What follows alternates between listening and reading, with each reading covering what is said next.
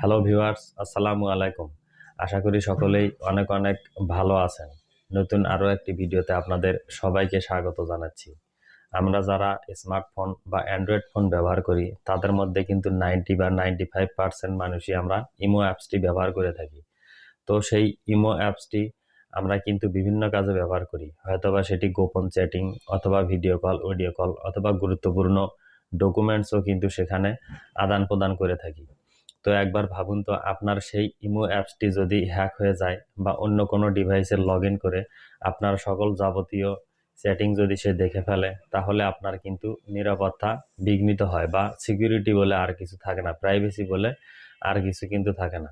তো আজকের ভিডিওতে দেখাবো যে আপনার ইমো অ্যাপসটি অন্য কোনো ডিভাইসে লগ ইন আছে কিনা বা অন্য কোনো মোবাইলে লগ ইন আছে কিনা সেটি আপনি কিভাবে চেক করবেন, এবং সেটি যদি থেকেও থাকে সেখান থেকে আপনি কিভাবে সেটিকে লগ আউট বা সাইন আউট করে দিবেন। তো বন্ধুরা, কথা বেশি বাড়াবো না, একদম সরাসরি মূল ভিডিওতে চলে যাব। মূল ভিডিওতে যাওয়ার আগে আপনি যদি আমার এই চ্যানেলে নতুন হয়ে থাকেন, অবশ্যই আমার ইউটিউব চ্যানেলটি সাবস্ক্রাইব করবেন।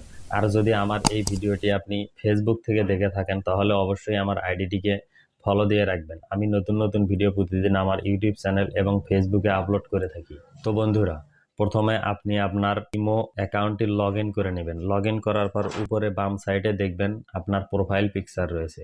সেই প্রোফাইল পিকচারটির উপরে ক্লিক করে দিবেন। প্রোফাইল পিকচারে ক্লিক করার পর আপনি এখানে সিকিউরিটি অ্যান্ড প্রাইভেসি নামে একটি অপশন দেখতে পারবেন।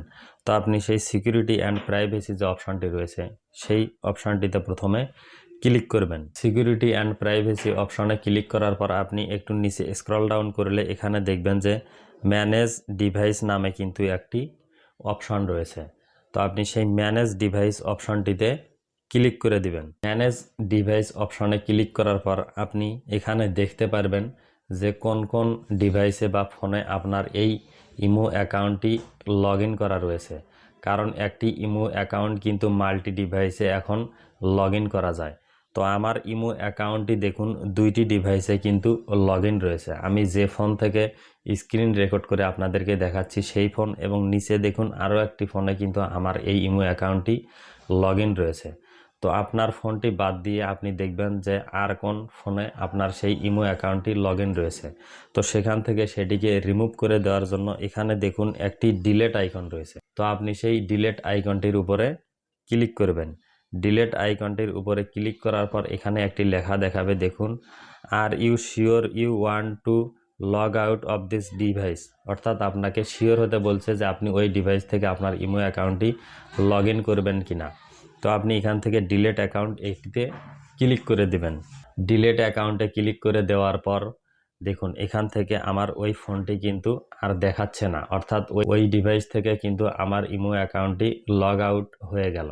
তো বন্ধুরা, অন্য ডিভাইসে লগ আউট করার পাশাপাশি আপনি কিন্তু আপনার ইমো অ্যাকাউন্টটি যেন মাল্টি ডিভাইসে লগ ইন না হয় সেজন্য একটি কাজ করে রাখতে পারেন, আর সেটি হলো 2 স্টেপ ভেরিফিকেশন। আপনি এখানে দেখুন 2 স্টেপ ভেরিফিকেশন কিন্তু আমার অন করা রয়েছে। আপনারও কিন্তু 2 স্টেপ ভেরিফিকেশন অনটি করতে হবে। এই সেটিংসটি করা একদমই সোজা। আপনি 2 স্টেপ ভেরিফিকেশনে অন করবেন এবং সেখান থেকে দেখবেন যে আপনার যে ফোন নাম্বার দিয়ে ইমো অ্যাকাউন্টটি করা রয়েছে সেই ইমো অ্যাকাউন্টে একটি কোড আসবে, এবং সেটি আপনার ওই ফোনেই যদি সেই সিমটি থাকে অটোমেটিক কিন্তু সেই কোডটি নেবে এবং 2 স্টেপ ভেরিফিকেশন অপশনটি অন হয়ে যাবে।